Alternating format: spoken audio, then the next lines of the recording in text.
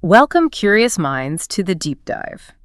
Have you ever paused to consider how ancient history isn't just a collection of dusty facts, but perhaps a profound echo, whispering truths about your everyday life? Today, we're embarking on a truly fascinating journey, one that takes us, well, far beyond maps and timelines. Right. Our mission is to immerse ourselves in the nation groups listed in the Bible, not merely as historical entities, It's just names on a page. Exactly.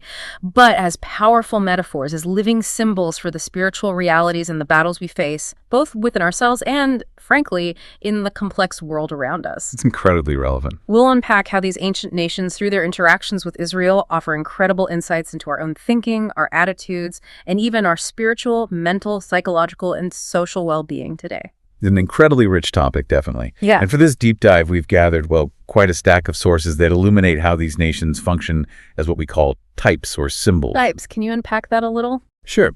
Think of typology as a sort of recurring pattern in the text where an historical event or a person, or in this case, a whole nation, serves as a kind of divine foreshadowing. Or maybe an illustration of a deeper spiritual truth that just keeps playing out through time. Okay, so like a template almost. Kind of, yeah. Yeah. We'll definitely dig into their historical roles, certainly, but more critically, their typological and metaphorical meanings. We really want to focus intensely on their spiritual connectivity, what they mean for you, our listener, right now. Right. So this isn't just a history lesson. It's a profound exploration of the human condition, mirrored vividly in these ancient texts. What becomes clear as you dive into this material is just how consistent these patterns are across millennia. That continuity is precisely what makes this so compelling, isn't it? It really is. Yeah. It shows us that the challenges people faced back then, they aren't fundamentally so different from the ones we navigate right now. The lessons are remarkably timeless.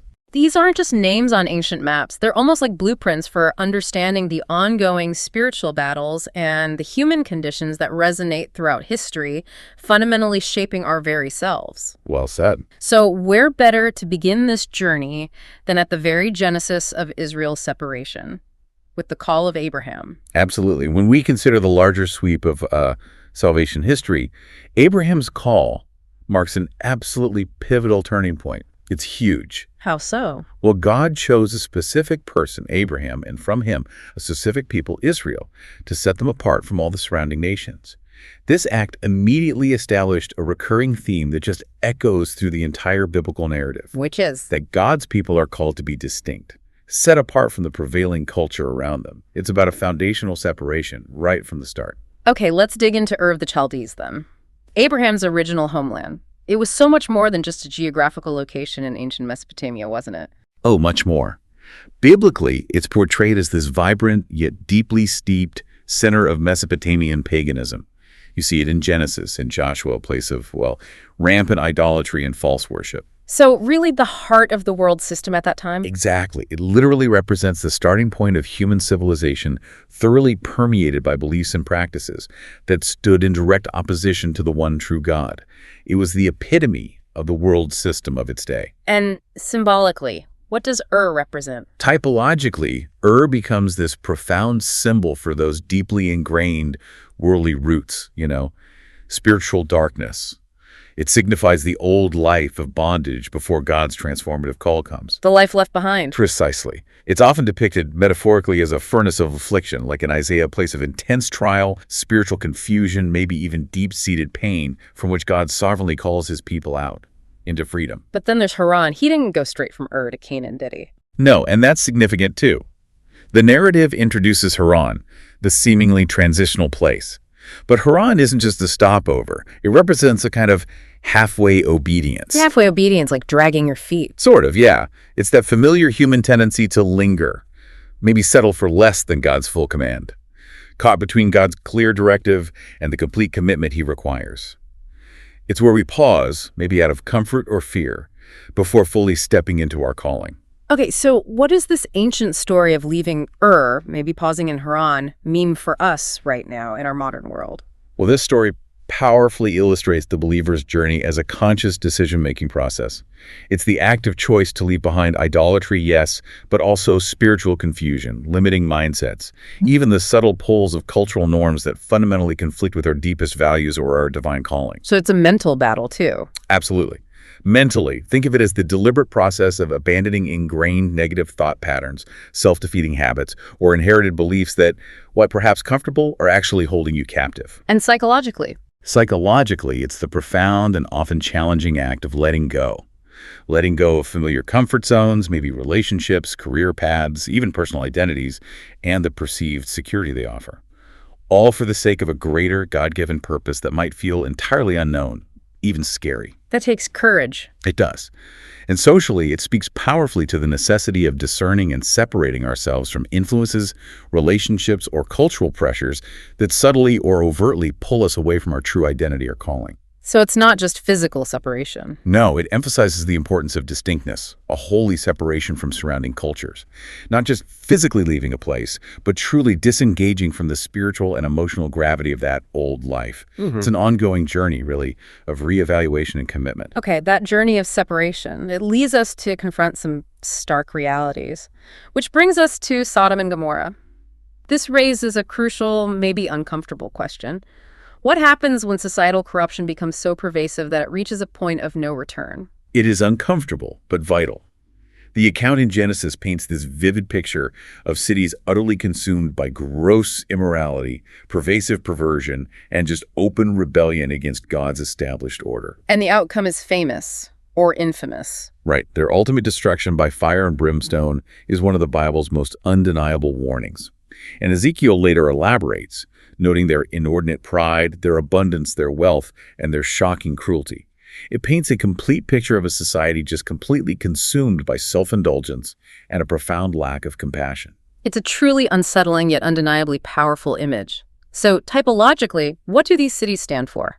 They don't just represent isolated acts of sin, they symbolize total systemic corruption and moral decay. Sin that has reached a tipping point, a place where divine judgment becomes the inevitable just outcome. A point of no return. Exactly.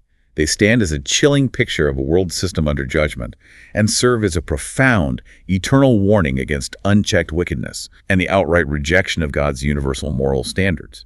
It's a reminder that there are consequences when a society consistently defies fundamental truths. So, spiritually, what's the takeaway for us? Spiritually, this narrative is a stark, timeless reminder of God's certain judgment on unrepentant wickedness, both individually and corporately. It highlights the divine principle. There are boundaries, moral lines, beyond which rebellion incurs severe consequences. And mentally, psychologically. Mentally and psychologically, the story profoundly illustrates the corrosive effect of unchecked pride, relentless self-indulgence, and a total disregard for the well-being of others. It eats away at society. It does. When individuals and, by extension, societies continually prioritize the desires of the flesh, immediate gratification, personal pleasure, raw power over integrity, justice, and God's moral standards, it inevitably leads to profound social decay, spiritual poverty, and ultimately a reckoning. So it forces us to look at our own choices. Right. It forces us to confront the gravity of our collective moral choices and the potential for a dangerous collective hardening of hearts within a culture. The clear, enduring lesson is that persistent unrighteousness and widespread immorality lead down a path of destruction. It's sobering thought. Okay, so after leaving after the warning of Sodom, Israel miraculously emerges from Egypt. A whole other story of separation and deliverance. Absolutely. And they begin this arduous journey toward the Promised Land. But they immediately encounter a series of diverse nations. And as you said, these weren't just random historical adversaries. No, each one carries profound typological weight. They represent various spiritual challenges and obstacles that continue to confront us, even today, in our own personal and communal wilderness journeys. Let's start with the big one, Egypt. It seems foundational to this whole theme. Indeed. Egypt stands out as perhaps the most prominent and universally recognized type of sin, worldliness, and spiritual bondage in the entire biblical narrative. Historically, it was literally Israel's place of brutal slavery and crushing oppression for 4 centuries. The details in Exodus are just harrowing. And Pharaoh. Pharaoh, the defiant ruler, is often seen typologically as this chilling figure of Satan's dominion, constantly resisting God's power and purpose. Remember when he asks, Who is the Lord that I should obey his voice? That's pure defiance. Right. And the Exodus itself. The whole Exodus event, God orchestrated this magnificent deliverance through the profound sacrifice and cleansing power of the blood of the Lamb at Passover. It pictures salvation and divine liberation from spiritual bondage in its most foundational form. It's the picture of redemption. This is where the ancient story really starts to resonate deeply with our modern experience, isn't it? Absolutely. Egypt, then, universally symbolizes the world of sin, spiritual bondage, and that deceptive allure of false security that can keep us trapped. It's vividly described as the iron furnace of affliction in Deuteronomy, a place of severe testing, refining, profound purification. But it wasn't always bad for Israel and Egypt, was it? There's a complexity there. That's a great point. Egypt exhibits a dual nature. Abraham went there during a famine. Joseph rose to immense power there. This duality highlights that while ultimately a place of bondage, Egypt can also represent a temporary refuge or even material prosperity. So the world can seem appealing, even helpful sometimes. Exactly. It's a powerful reminder that the world can offer both apparent comfort and profound, insidious enslavement. It's often subtle. So what does this mean for us, spiritually speaking? How do we apply coming out of Egypt? Believers are consistently called to come out of Egypt. It's a powerful metaphor for leaving behind slavery to sin, shedding old patterns, and walking steadfastly toward the promised inheritance Christ offers. And socially, does it apply there? Definitely. On a social level, this relates directly to escaping oppressive systems, whether they are political, economic, or cultural, that try to dictate our lives or subtly bind us. It also speaks to breaking free from addictive behaviors that hold us captive and restrict our true freedom. And psychologically, mental bondage. Yes. Psychologically, it speaks to a profound liberation from mental bondage, freeing ourselves from limiting beliefs, self-sabotaging patterns of thought, or inherited mindsets that persistently keep us from fulfilling our full potential in Christ. Can you give some modern examples? Sure. Consider how Egypt-like bondage manifests today. Maybe in consumerism that drives endless desires, in the relentless pursuit of social media validation, the crushing weight of societal pressures to conform, or even persistent self-doubt that feels like chains. Things that hold us back. Exactly. It's about recognizing that true deliverance, true freedom, is only found through God's power, not through human systems or our own strength. It's a call to identify and shed the unseen bonds that keep us from flourishing. Okay, so Israel's out of Egypt, but the challenges aren't over. They press forward through the wilderness, and then they encounter the Amalekites. This seems like a really significant encounter. It was profoundly significant. They were the very first nation to attack Israel after the Exodus, and crucially, notice how they attacked. They didn't go for the main force. Right, they struck the weak and the stragglers at the rear. Exactly. This wasn't just a random skirmish. It was a foundational spiritual confrontation, so significant that God commanded perpetual war against them, emphasizing its enduring importance way back in Exodus. Perpetual war. That sounds intense. What do the Amalekites symbolize? Typologically, the Amalekites universally symbolize the flesh, that internal carnal nature within each of us that constantly wars against the spirit, as Paul clearly lays out in Galatians. Ah, so it's an internal enemy. Precisely. Their method of attacking the weak and vulnerable perfectly illustrates how our own fleshly desires exploit our unguarded moments, our spiritual weak spots, seeking to gain ground.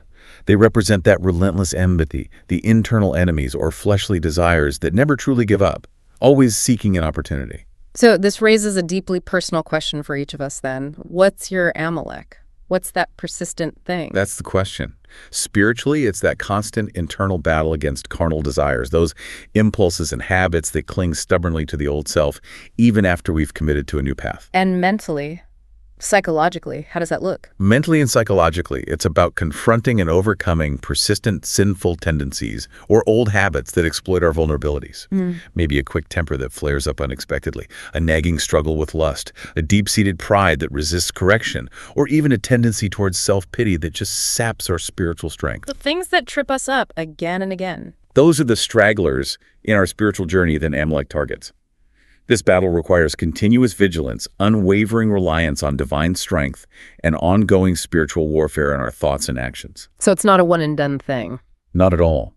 It's a powerful reminder that victory over the flesh isn't a one-time event. It's a continuous daily journey of submitting to and relying on the Spirit of God. Moving further into the wilderness journey, we encountered the Moabites and Midianites. Now, these seem different from Amalek's direct attack. Very different. Historically, these nations, who were actually descendants of Lot, Abraham's nephew, presented a different, more insidious kind of opposition. How so? Seduction. Exactly. Moab notoriously enticed Israel into idolatry and widespread sexual sin through the treacherous prophet Balaam. That whole story in Numbers is just fascinating and disturbing. The Midianites, too, actively led Israel into idolatry and immoral worship practices. So they corrupted from within. Precisely. They demonstrated how external influences can subtly corrupt from within, not through brute force, but through enticement, through compromise. Their actions explicitly opposed Israel's entry into Canaan, not primarily through military might, but through spiritual and moral sabotage. That's a crucial distinction. Okay, let's unpack this. Typologically, what do they represent? They represent the potent dangers of seduction, compromise, and unholy alliances. They symbolize worldly compromise that gradually corrupts pure worship and insidiously breeds opposition to God's holy plan. Is there a difference between Moab and Midian in the symbolism? Often, yeah. Moab specifically can symbolize deep-seated pride and hostility, often stemming from its own sinful origins and a sense of self-sufficiency. Midian, on the other hand, can represent religious confusion, the deceptive allure of false spiritual practices, maybe even material distractions that pull God's people away from true devotion. So different flavors of compromise. Right. Their interaction highlights the profound danger of external enticements leading to an internal spiritual decay. Spiritually, then, what's the modern warning here? Spiritually, this narrative reflects the profound danger of worldly compromise that infiltrates and corrupts our worship and personal purity.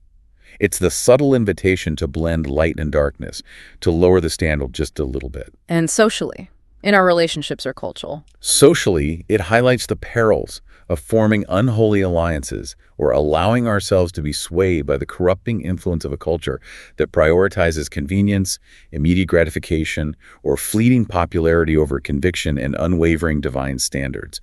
Are we blending in too much? And mentally, psychologically. Mentally, it speaks to the internal struggle against spiritual laziness, apathy, or a dangerous double-mindedness, where we attempt to serve both God and the seductive pulls of the world, trying to have it both ways. It's interesting how their origins, Lot's compromise, seem to set a pattern. That's fascinating, isn't it? What's truly striking here is how consistent the pattern remains. Sinful origins and the willingness to compromise can breed enduring, often subtle, opposition to God's divine plans and the call to personal and communal purity. This is about the slow creep of compromise, not the sudden onslaught. Okay, next we have the Edomites, descendants of Esau, Jacob's twin brother. This feels more personal, like a family feud almost. It definitely has that dimension. Biblically, their relationship with Israel is consistently portrayed with simmering hostility and resentment. We see it vividly in Numbers 20, where Edom refuses Israel passage through their land. This tension, initially stemming from that familial dispute over the birthright, it took on a much larger, enduring spiritual significance. So this connection is crucial for understanding our own internal battles, you're saying? Absolutely crucial. Typologically, Edom profoundly symbolizes deep-seated bitterness, hardened pride, and the inherent hostility of the natural man, our unregenerate self toward anything spiritual. The part of us that resists God. Exactly. They embody the perpetual conflict between fleshly desires and spiritual inheritance, a choice Esau himself made when he contemptuously despised his birthright for a single bowl of stew. He valued immediate gratification over the eternal promise. Wow. So Edom represents that attitude. Right. Their actions consistently reflect an unregenerate heart driven by self-interest, resentment, and a profound lack of regard for spiritual things. How does this play out psychologically for us? Psychologically, Edom powerfully embodies that carnal attitude of despising one's spiritual birthright, devaluing what is truly precious and eternal for temporal immediate gain. It highlights the deep-seated tensions that can arise even within related peoples or, importantly, within ourselves when values and spiritual allegiances diverge. It's that battle you mentioned, immediate gratification versus long-term spiritual growth. Precisely. Patience versus impulse. Perseverance versus giving up. It powerfully underscores the profound consequences of prioritizing fleeting desires over an eternal inheritance. It also sounds like a warning about holding on to bitterness. Oh, definitely. It's a sobering lesson in how unresolved issues, particularly those stemming from bitterness or perceived injustices, can become deeply entrenched generational spiritual strongholds, poisoning relationships and hindering progress for years, even centuries. What stew are we selling our birthright for today? That's the question Edom forces us to ask. Okay, so after the wilderness, Israel is finally poised to enter the Promised Land. But it wasn't exactly empty, was it? Not at all. As Israel poised itself to enter, they weren't stepping into an empty paradise. They faced nations already dwelling there, nations that represented the very physical embodiment of intense spiritual battles. Canaan was not just the land of promise. It was also destined to be the arena of profound, ongoing spiritual warfare. So this confrontation with the Canaanite nations, Yeah. what does this mean for you today? Who are these nations? We're talking about the 7 nations of Canaan: the Amorites, Hittites, Perizzites, Canaanites is a general term too, Hivites, Jebusites, and Girgashites. Deuteronomy describes them as 7 nations stronger than you. Stronger than you. That sounds intimidating. It was meant to be. These weren't just numerous tribes. They embodied widespread, deeply entrenched sin, pervasive idolatry, abhorrent practices like child sacrifice, and extreme moral corruption. Israel was explicitly commanded by God to displace them entirely. Where? To establish what? To establish his kingdom and purity in the land. This wasn't just ethnic cleansing in a modern negative sense. It was understood as spiritual cleansing, removing profound moral and spiritual pollution. Okay, so typologically, what do these 7 nations represent collectively? Collectively, they represent the deeply entrenched spiritual strongholds within the believer's life that must be identified and conquered by faith. They embody various forms of sin that hinder our spiritual inheritance, things like lust, pride, idolatry, fear, pervasive corruption. Can we break down a few? What do specific nations symbolize? Sure. While there are traditional associations for all 7, let's focus on a few that offer particularly potent insights for us today. The Hittites, for instance, often symbolize fear and terror, the debilitating anxiety and intimidation that can paralyze believers, preventing us from stepping forward in faith, making us feel like those grasshoppers again. Right, the fear factor. What about the Amorites? The Amorites typically represent pride, arrogance, perverse speech, negativity, a critical spirit, anything that inflates the self, harms relationships, and defiles the soul with destructive words and attitudes. Think of the internal Amorite as that voice that constantly criticizes, gossips, or elevates itself. That's convicting. And the Jebusites, I remember they held Jerusalem for a long time. They did. And they symbolize discouragement, despair, polluted thinking, and those stubborn strongholds, deeply entrenched patterns of thought or behavior that are incredibly difficult to dislodge, like chronic pessimism, a victim mentality, or a refusal to change despite clear spiritual prompting. They are the seemingly unconquerable mental fortresses. And the others briefly. Briefly, Girgashites relate to earthly living, materialism, Perizzites to following the crowd, spiritual laziness, lack of discipline, Hivites to deception, falsehood, even forming exclusive cliques, and Canaanites generally just represent worldliness and the culture of idolatry. Wow. That level of detail truly brings these ancient names to life for our present challenges, doesn't it? It really does. Mentally, this means actively identifying and conquering specific negative thought patterns like the negativity and gossip of the Amorites or the crippling self-doubt of the Jebusite stronghold. And psychologically. Psychologically, it's about recognizing the urgent need for spiritual cleansing and rigorous self-discipline against temptations like materialism, the Girgashites, or spiritual complacency, just going with the flow, the Perizzites. And socially, how does this apply beyond the individual? Socially, it compels us to recognize and actively dismantle systemic evils, corrupt cultural influences, or unjust structures in our communities that defy God's standards and suppress truth. This whole concept powerfully illustrates the necessity of expelling sinful practices and influences both within ourselves and from our environment to truly establish God's kingdom in your life and in the world around you.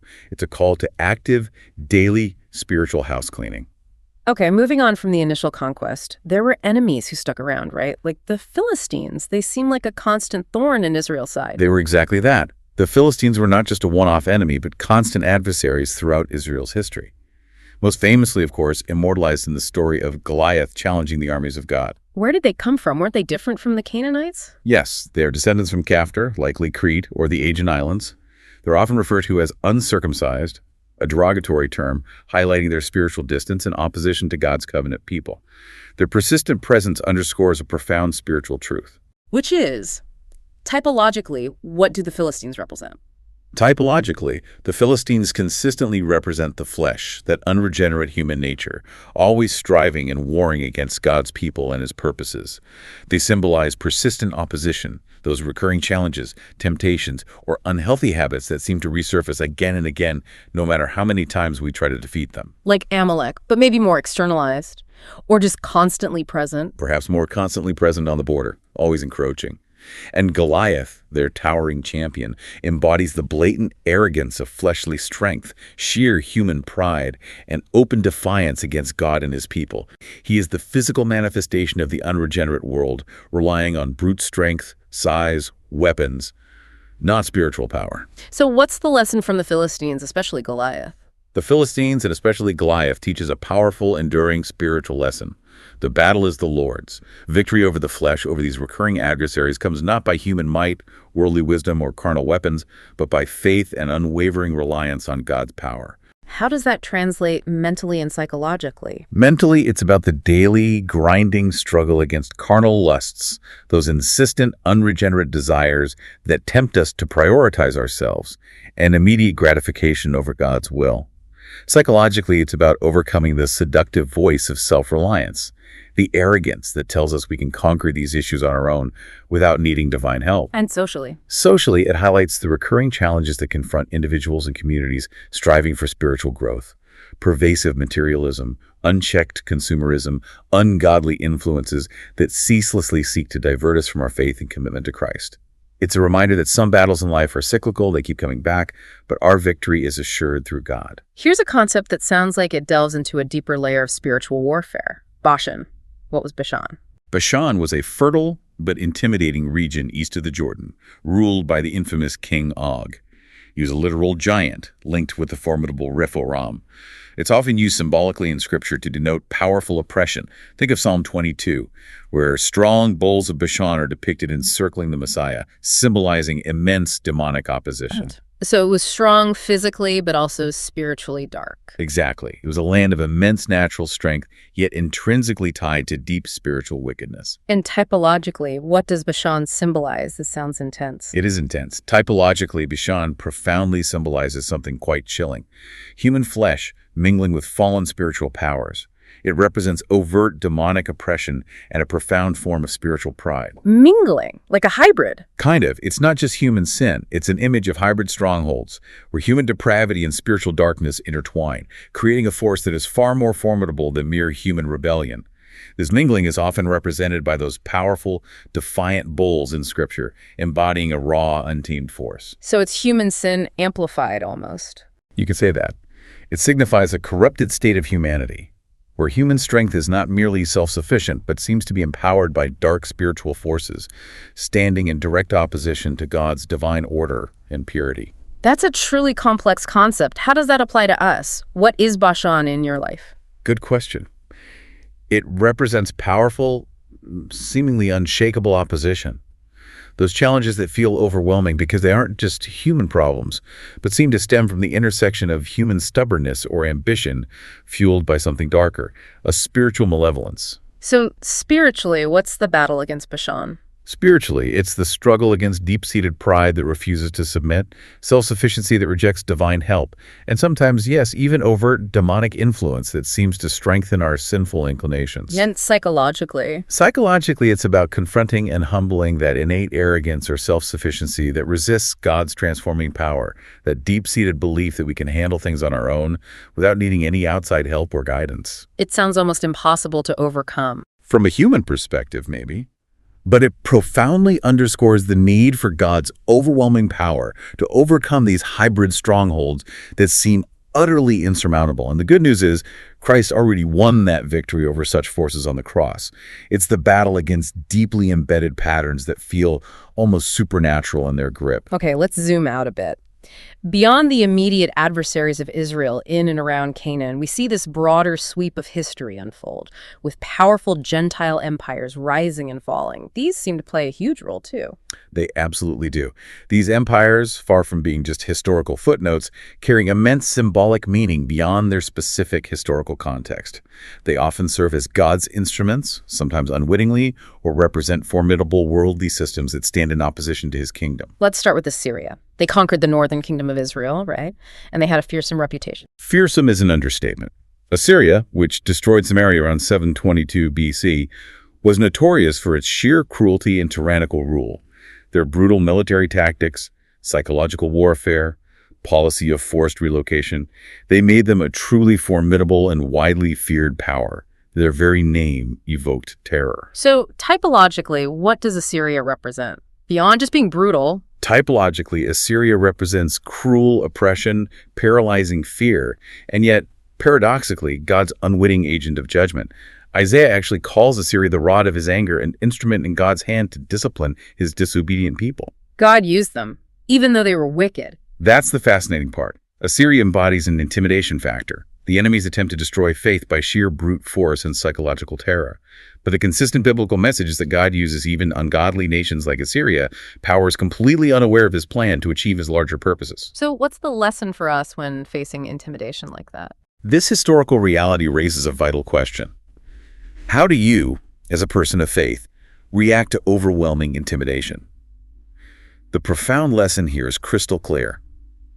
Believers must never yield to fear, for God alone delivers, even in the face of seemingly insurmountable odds. Like Hezekiah's prayer. Exactly. King Hezekiah's prayer in Isaiah 37, where God miraculously delivers Jerusalem from the Assyrian siege, annihilating their army.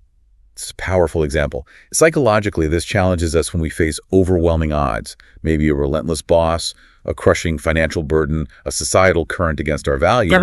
Socially, it's about recognizing oppressive systems, institutions, or even cultural trends that rise in human pride but are ultimately temporary and will fall under God's sovereign hand. It's a call to stand firm, rooted in faith, even when everything around us screams for compromise or despair. After Assyria, Babylon rises. Their impact on Judah was devastating. Deeply etched into biblical memory, Babylon destroyed Jerusalem in 586 BC, burned the temple, exiled Judah, ushering in that long period of captivity. But its symbolic roots go even deeper, don't they? Back to the Tower of Babel. Exactly. Its origins stretch back to Nimrod and the infamous Tower of Babel, a place renowned for humanity's audacious pride, open rebellion against God, and pervasive pagan worship. Babylon carries that legacy. So, typologically, what is Babylon the symbol of? Babylon is presented as the absolute epitome of worldly pride, pervasive idolatry, and outright rebellion against Almighty God. Spiritually, it represents the entire world system that is fundamentally opposed to God. The world system. Right. A system that culminates in the mysterious mystery Babylon described in Revelation. It serves as the ultimate archetype of confusion. The name Babel itself means confusion of false religion and of a corrupt political and economic system that attempts to build its own glory, its own utopia, entirely apart from God. A city and a system built on human ambition, not divine truth. So how are believers supposed to live in a Babylonian system? What's the lesson from Daniel? The profound lesson here is one of unwavering faithfulness. Believers are called to live faithfully, even in exile, refusing compromise, just as Daniel and his companions Shadrach, Meshach, and Abednego did during their captivity in Babylon. They live in Babylon, but weren't of Babylon. And socially, today? Socially, it's about discerning and coming out of Babylon, separating ourselves, both in spirit and in practice, from corrupt systems, widespread misinformation, deceptive, false narratives that abound in our modern, interconnected world, even when we must physically live within them. What about psychologically? Resisting its lure? Yes. Psychologically, it's about actively resisting the alluring temptations of worldly luxury, unchecked power, and the seductive voice of human arrogance. Ensuring that our ultimate allegiance remains solely with God, not with any worldly kingdom, political ideology, or a fleeting cultural trend. It's a call to internal resistance in a world often defined by its Babylonian characteristics. Okay, so Babylon falls, and then we have the Medes and Persians. They seem different. They conquered Babylon, but then they actually helped the Jews, right? Yeah, they did. Historically, this empire famously conquered Babylon itself, and under visionary leaders like Cyrus the Great, allowed the exiled Jews to return to Jerusalem, rebuild their temple, rebuild the city walls. It was all there in Ezra and Nehemiah. And Cyrus wasn't even a worshiper of Yahweh, was he? No, but Isaiah prophesied his coming by name long before he was born, calling him God's shepherd and his anointed to accomplish this purpose. This wasn't just a political shift. It was a direct and miraculous fulfillment of prophecy, demonstrating divine oversight. That's incredible. So what's the typological meaning here? God using pagan kings. What's truly fascinating here, and a point of profound encouragement, is how God can sovereignly turn the hearts of kings, or even use seemingly secular powers completely unaware of his deeper plan to accomplish his redemptive purposes. So the empire represents God's sovereignty.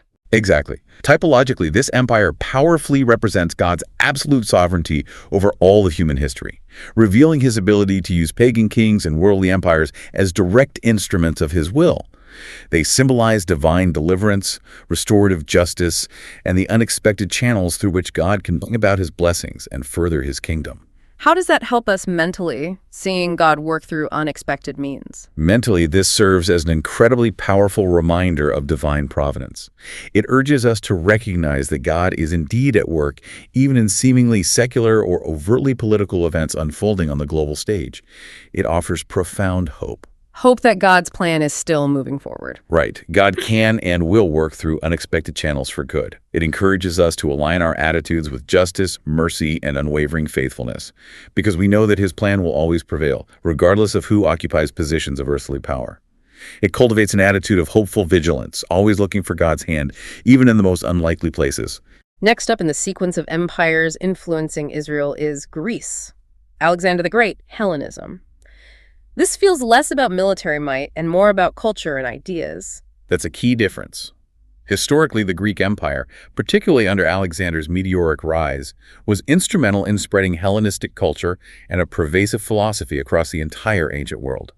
This intellectual movement profoundly shaped both the Jewish and early Christian worlds, influencing thought, language, education, everything. And Paul confronted this directly, didn't he, in places like Athens? He did. Paul directly confronted this philosophical current in bustling centers like Corinth and Athens. You see it in Acts 17 on Mars Hill and in 1 Corinthians, where he contrasts the wisdom of God with the wisdom of the Greeks.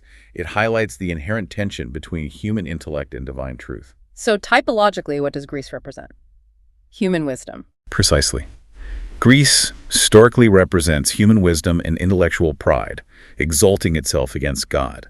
It symbolizes the rapid conquest of culture, not just by military might, but primarily through the pervasive influence of ideas, promoting the worship of human reason and unbridled humanism. It sets up a contrast. A sharp and enduring contrast between what humans can achieve intellectually through philosophy and what God has uniquely revealed spiritually through his word and his spirit. It's often framed as the battle of the brain versus the spirit, though maybe that's too simplistic. It's about the source of truth. This seems incredibly relevant today in our knowledge-driven society. Absolutely. Yeah. This particular typology raises an incredibly important question for our own modern society, where information is abundant and intellectual achievement is often revered. Is spiritual truth discovered primarily by human philosophy, intellectual prowess, endless debate? Or is it fundamentally revealed by the Spirit of God? How does this play out psychologically, the temptation to rely on intellect? Psychologically, it embodies the ever-present temptation to rely solely on our intellectual understanding and logical reasoning over divine revelation. This can lead to a subtle form of spiritual pride that can undermine faith. This type powerfully highlights the wisdom of this world, which Paul calls foolishness, contrasted with the profound, often counterintuitive wisdom of God. It's a call to humility in our intellectual pursuits, recognizing that true wisdom begins with reverence for God, not just human reasoning. And finally, in this sequence, we come to Rome, the empire that was empowered during Jesus' time and the early church. They seem to represent something different again. Rome represents raw political and military power on a global scale. Historically, this was the dominant empire during Jesus' earthly ministry and the formative years of the early church. Rome brought impressive infrastructure, roads, aqueducts, a comprehensive system of law, and that long period of relative peace, the Pax Romana. Which actually helped the gospel spread, ironically. Paradoxically, yes, it greatly aided the rapid spread of the gospel. Yet, Rome was also the primary persecutor of the early church, demanding an allegiance to Caesar that often directly conflicted with allegiance to Christ. Caesar is Lord versus Jesus is Lord. So, typologically, Rome symbolizes government power. Yes. Rome powerfully symbolizes political power and human government. often depicted as a beastly system in prophecy, demanding ultimate allegiance from its citizens. It ultimately pictures the final oppressive empire described in Revelation. It represents the oppressive political and military power of the world that, while capable of establishing order, can also be a profound source of persecution and demand spiritual compromise. It forces the question of loyalty. What's the lesson for believers living under such power? Paul talks about submitting to authorities. The profound lesson here is clear. While believers are genuinely called to submit to governing authorities for the sake of order, as stated in Romans 13, their ultimate and primary allegiance is always and only to Christ, not to Caesar or any earthly power or political system. How does that apply socially and mentally today? Socially, it's about navigating governmental systems that can be both instruments of order and at times instruments of oppression or systems that demand an idolatrous form of loyalty. Mentally, it's about maintaining that primary allegiance to Christ's eternal kingdom, consistently recognizing that all earthly empires, no matter how powerful, influential, or long-standing, are ultimately temporary compared to God's eternal one. It's a call to a higher citizenship, understanding where our true passport lies. Okay, so we've looked at Old Testament nations and empires, but this use of places as types continues in the New Testament, right? Focusing more on specific churches within cities. Absolutely. The New Testament epistles continue this rich tradition, using cities and their respective churches as powerful types, offering profound and timeless spiritual lessons for every generation. The focus here shifts slightly from nation-states interacting with Israel to how Christian communities themselves navigate life within broader worldly systems, struggling with both internal and external pressures. Let's start with Corinth. This one feels incredibly direct and relevant for the church today. What was Corinth like? Historically, Corinth was a bustling, highly diverse, very wealthy port city. But it was infamous for its pervasive sexual immorality, rampant pagan worship, including notorious temple prostitution, and a deep-seated intellectual pride that fostered arrogance. It was a cultural melting pot, but also a moral cesspool in many ways. And Paul's letters to them reflect this environment. Directly. 1 and 2 Corinthians address pressing issues of deep division within the church, widespread licentiousness, sexual sin spilling over from the culture into the church, and profound spiritual immaturity. Paul calls them out for acting like mere infants in Christ. It was a church struggling mightily with its environment. So typologically, Corinth represents the worldly church. Essentially, yes. Corinth stands as the quintessential example of a church struggling profoundly with worldliness and deep internal division. It represents carnality and worldly wisdom, not just outside the church, but actually permeating the body of believers, actively creating a divided body within, factions following Paul or Apollos or Peter. Right, so it's a type of the worldly church, struggling to maintain purity and unity in a decadent culture. Exactly. It's a mirror for the challenges faced by many churches even today, trying to be in the world but not of the world. How does this speak to us psychologically and socially within our faith communities? Psychologically and socially, the struggles of the Corinthian church speak directly to the challenges of factionalism, spiritual pride, allowing immorality to go unchecked. Things that tragically plague communities of faith today. It's a stark call for genuine unity in Christ, urging us to put aside carnal rivalries, embrace holiness, and prioritize the collective good of the body, even when surrounded by the seductive decadence of modern culture. It's a call to maturity. A profound call. It reminds us that spiritual maturity isn't just about what we believe, but how we live and relate to one another within the community of faith. Are we reflecting Christ, or are we just reflecting the culture around us? Okay, next let's look at Ephesus. This church seems to have a different problem. They got the doctrine right, but something else was missing. This one offers a truly poignant warning, doesn't it? You can possess perfect, sound doctrine, yet tragically lose your fervent passion and first love. Historically, Ephesus was another major city, deeply steeped in idolatry, most notably home to the magnificent Temple of Artemis, one of the 7 wonders of the ancient world, a center of paganism.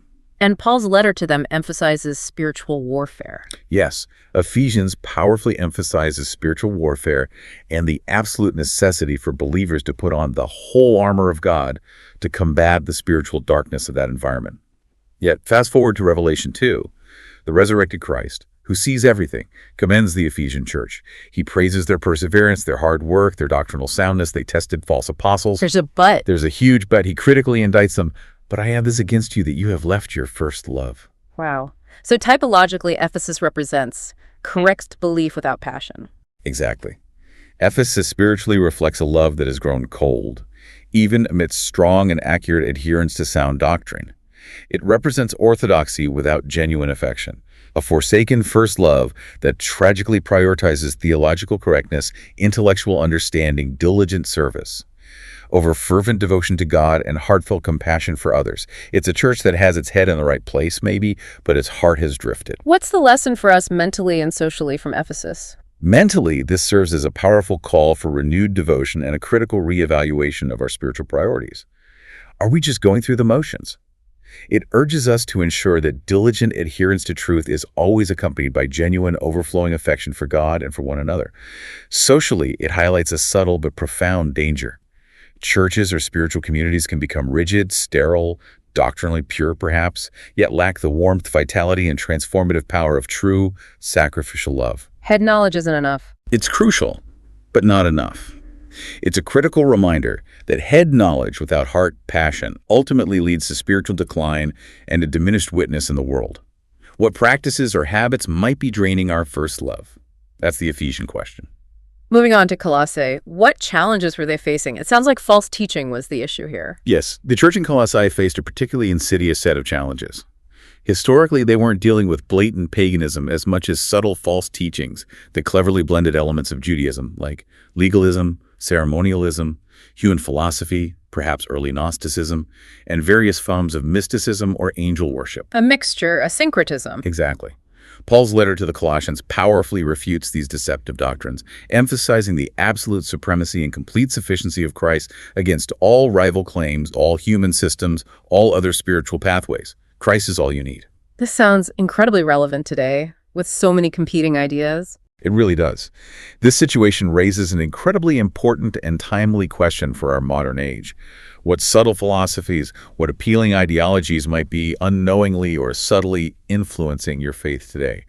Are we adding things to Christ? So, typologically, Colossae represents distraction from Christ. Yes. Colossae represents spiritual distraction from Christ's absolute supremacy.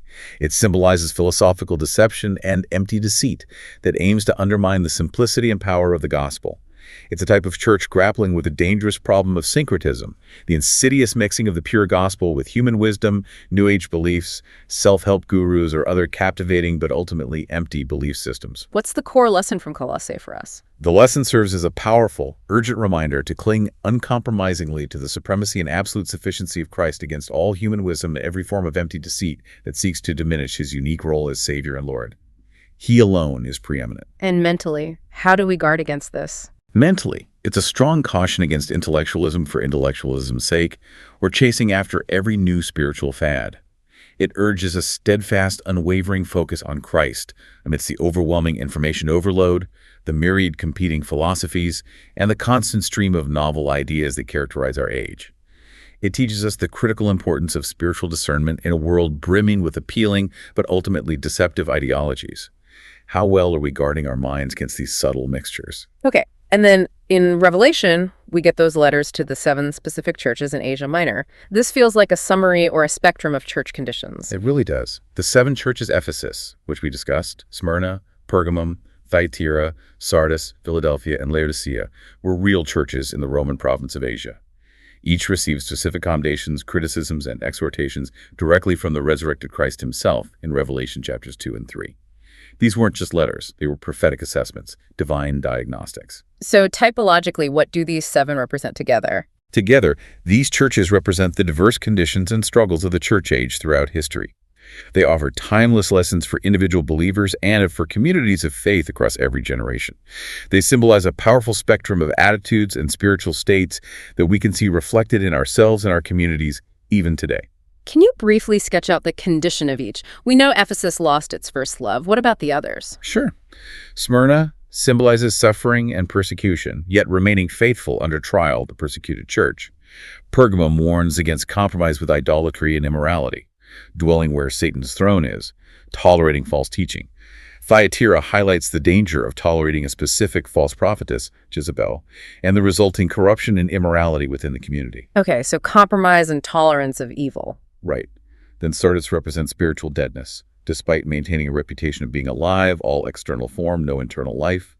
Philadelphia shows faithfulness with little outward strength, yet receiving an open door for mission and commended for endurance. And finally, Laodicea. The lukewarm church. The infamous lukewarm church. The stark warning against complacency, nauseating self-sufficiency. I am rich, I have prospered, I need nothing. And materialism that masks deep spiritual poverty and a fundamental lack of dependence on God. So what does this composite picture mean for you, our listener, today? How do we use this spectrum? These letters, taken together, form a profound mirror for self-examination. They urge spiritual vigilance, purity, and unwavering faithfulness in our own walks with God. Psychologically, they challenge us to deeply confront our own potential for complacency, like Laodicea, to avoid tolerating corruption in our lives or communities like Thyatira, and to maintain integrity and hope even in the most difficult circumstances, like Smyrna. And socially, for the church as a whole. Socially, they illustrate the timeless spiritual challenges and triumphs of the church in a fallen world. They serve as a perpetual call for constant repentance where needed, genuine revival, and renewed devotion to Christ. They serve as a powerful reminder that God's redemptive plan encompasses all humanity, ultimately transforming these fallen typologies into redeemed, vibrant communities that genuinely reflect His glory. Which church profile fits us best right now? That's a searching question. Okay, beyond nations, empires, and cities as types, the Bible frequently describes specific peoples or individuals known for their extraordinary size, the giants. These seem like very literal, very intimidating obstacles. They absolutely were. Figures like the Nephilim, the Anakim, the Rephaim, Emim, Zamzumim, and iconic individuals like Goliath and King Og. These are far more than just tall tales. They are significant spiritual markers in the narrative. So they were real, but also symbolic. Exactly. What's truly fascinating here is that while these giants were likely historical realities living, breathing beings of immense size, they also serve as incredibly powerful symbols. Symbols of spiritual barriers, deeply entrenched strongholds, and intimidating forces that relentlessly oppose faith and obedience. What do they represent generally? They often represent a corrupted state of humanity, maybe embodying a form of sin or opposition that appears too great, too overwhelming to ever conquer by human means. The believer's journey, much like Israel's into the Promised Land, is full of these giants. But there's hope. Always. The consistent theme, the unwavering promise, is that every giant falls when confronted with unwavering faith in the living God. These are not just physical adversaries, but represent towering spiritual, emotional, and psychological barriers in our lives that demand courage and divine intervention. Let's start at the beginning then with the Nephilim. Genesis 6, before the flood. This sounds really mysterious and ominous. It is. The very first mention of giants, the mysterious Nephilim, appears ominously right before the Great Flood. They are described cryptically as born of sons of God and daughters of men. Their very presence, it seems, corrupted the earth, contributing to the wickedness that led directly to the cosmic reset of the flood. They were called heroes of old, men of renown. Yes, but their renown seems rooted in a profound ungodliness, a blending that defied divine order. Typologically, the Nephilim symbolize the ultimate spiritual corruption. Sin dangerously mingled with rebellion, a form of unholy alliances, a profound and illicit blending, perhaps, of the angelic or divine and the human that produced monstrous and unholy results. Representing rebellion against creation itself. You could see it that way. They represent the ultimate rebellion against God's creation design, embodying lawlessness and a spiritual depravity, so profound, so pervasive, that it necessitated that cosmic reset. It's a chilling picture of what happens when sacred boundaries are blurred and divine order is subverted. This ancient narrative, it raises an incredibly important and maybe unsettling question for our modern lives. What unholy alliances are we allowing in our lives? Perhaps subtly blurring the sacred boundaries between the divine and the purely human, or the holy and the profane. That's the probing question. Spiritually, the lesson is starkly clear. Only God's judgment and His boundless grace can truly cleanse overwhelming evil and rectify the profound consequences of deep spiritual compromise.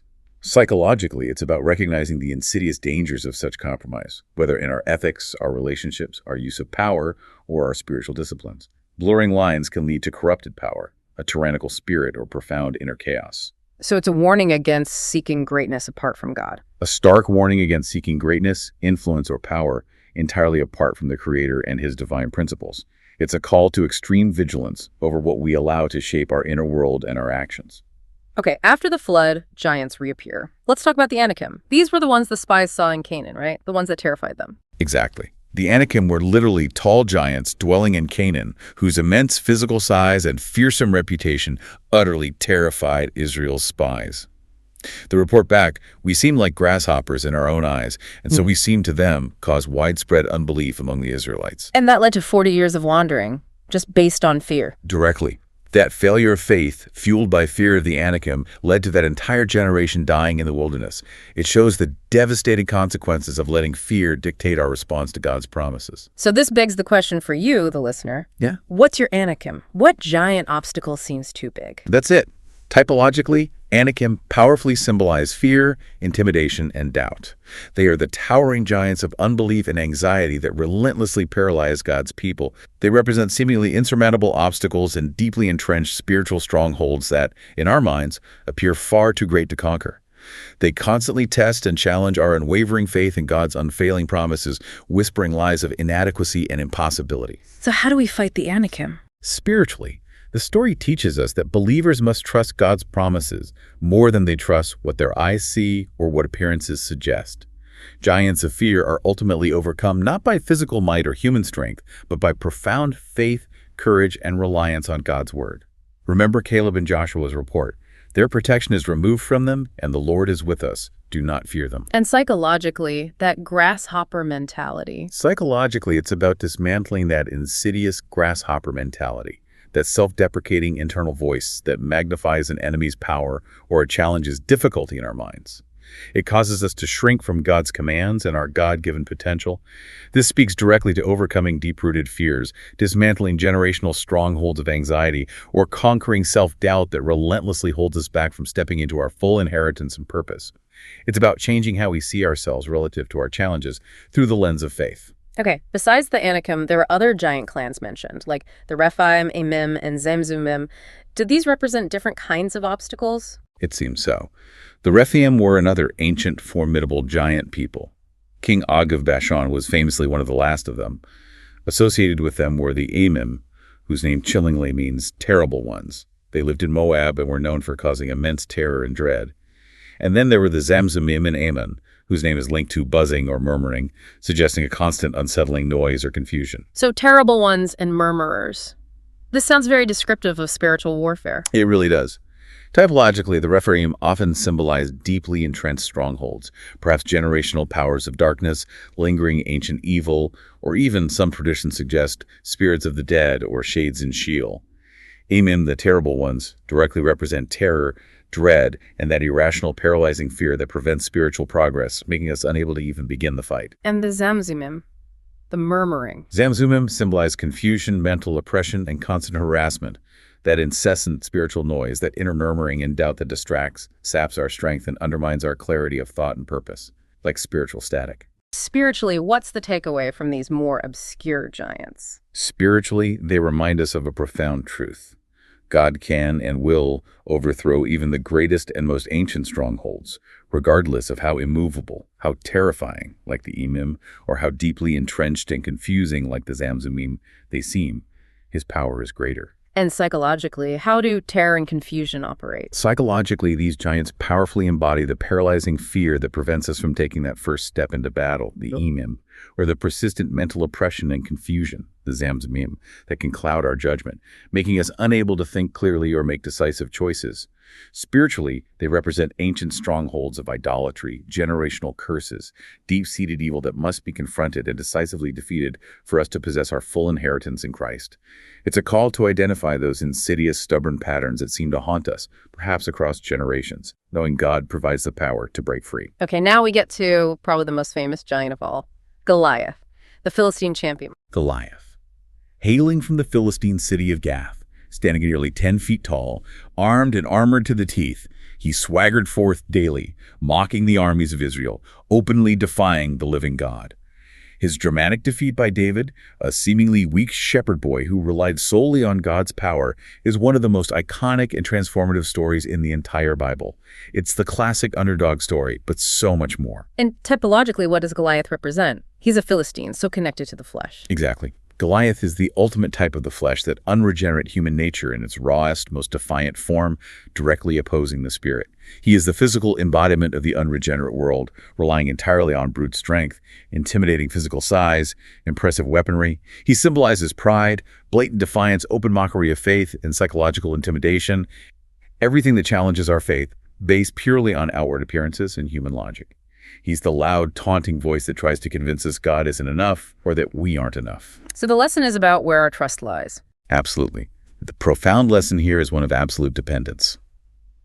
Victory over the flesh, over our most towering personal challenges, comes not by human weapons, carnal strength, or worldly might, but by unwavering faith and absolute reliance on the Lord.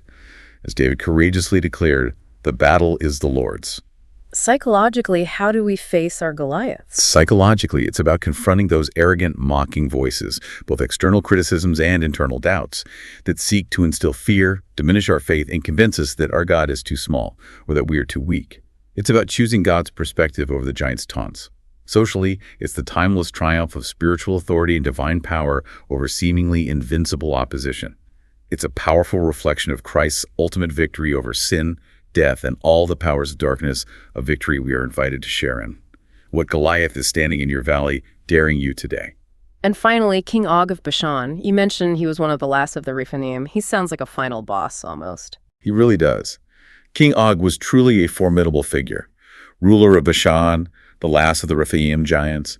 Deuteronomy even mentions his bed over 13 feet long. His kingdom was renowned for its fertility and power, fat bulls of Bashan, yet deeply associated with spiritual wickedness and a defiant, unyielding spirit.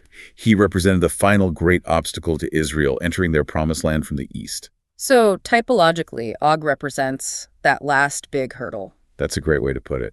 King Og is a powerful type of a final, powerful, and physically intimidating enemy that God's people must definitively conquer before fully entering their promised inheritance.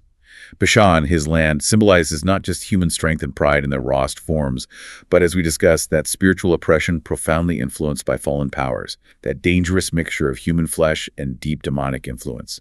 He represents that final, stubborn stronghold that attempts to block access to God's ultimate blessing. How are they supposed to defeat someone like that? Only by God's power. And spiritually, the good news is that Christ himself endured the oppression of Bashan-like forces on the cross. Psalm 22 speaks of the bulls of Bashan surrounding him. His complete and decisive defeat of these spiritual giants and every oppressive power is a powerful testament to God's supreme power to overcome even the most formidable human and spiritual opposition. So Og's defeat points to Christ's victory. Absolutely. Psychologically, Og's defeat represents the humbling of self-sufficiency, those last vestiges of pride that believe we still have to conquer some things in our own strength. Spiritually, it's about overcoming those powerful final obstacles to fully receiving and walking in all of God's blessings and inheritance. What's that last persistent resistance that stands between you and the fullness of God's promises? That's your King Og. Wow. We've truly journeyed through millennia today, haven't we?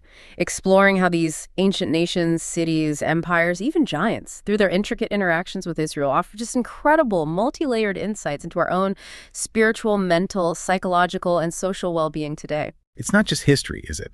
It's a living, breathing map for our own lives. Absolutely.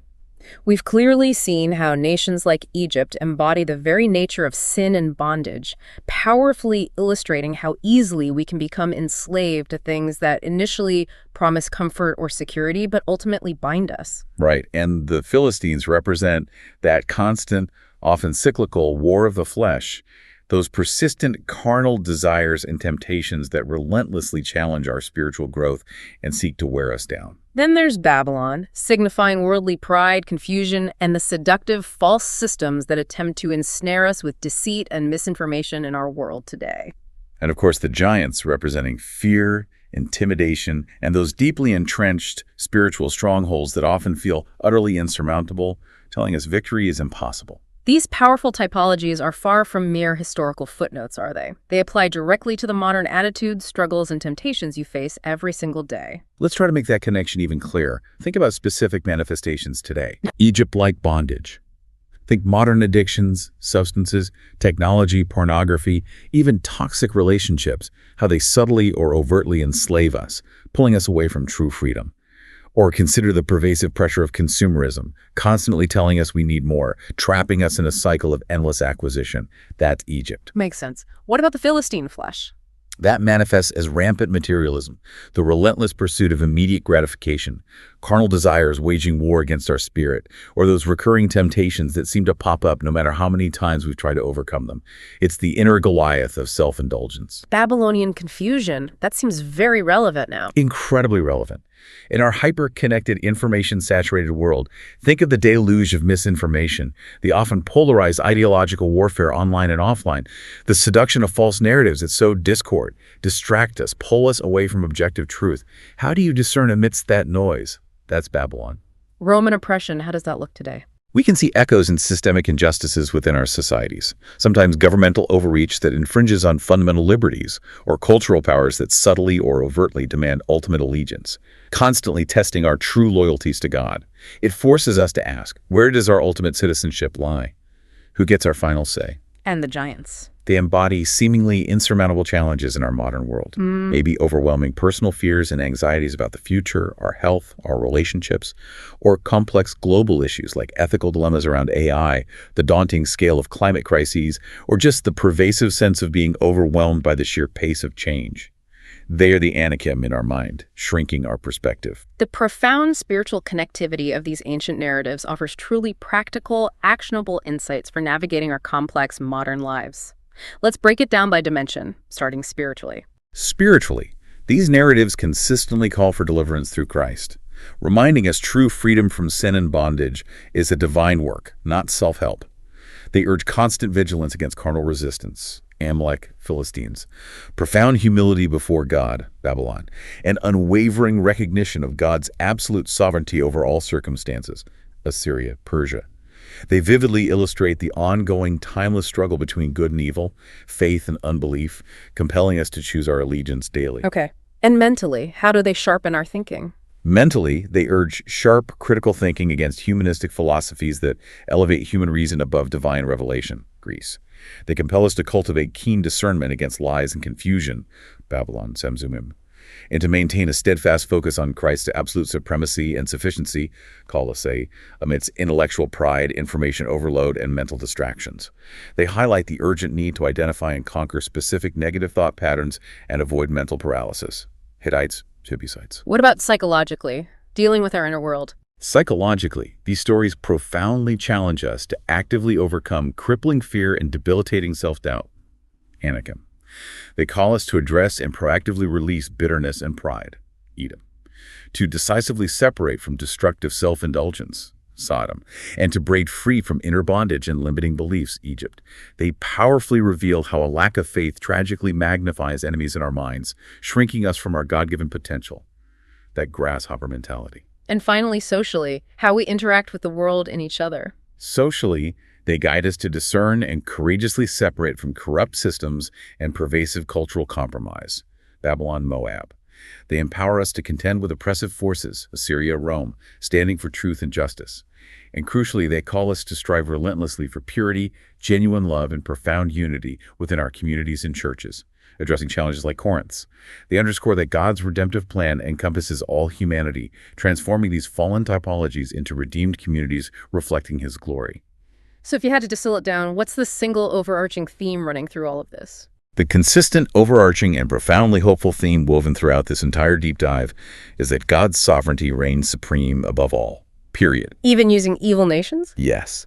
He not only permits, but actively uses even ungodly nations' powers and challenges to achieve His ultimate divine purposes.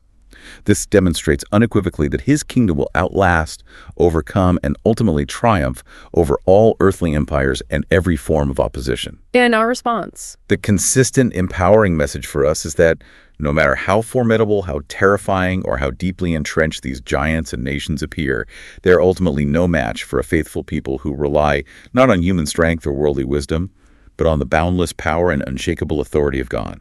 This extensive deep dive into these ancient nations, it really is a living illumination of our own spiritual journey, isn't it? Reminding us of God's enduring power, His unwavering faithfulness through every age, and His ultimate decisive victory. It's more than history. It's a profound call to embrace our true spiritual identity in Christ, knowing with absolute certainty that the battles we face, both within and without, are ultimately His to win. And He invites us to participate with Him in that victory, equipped by these very lessons.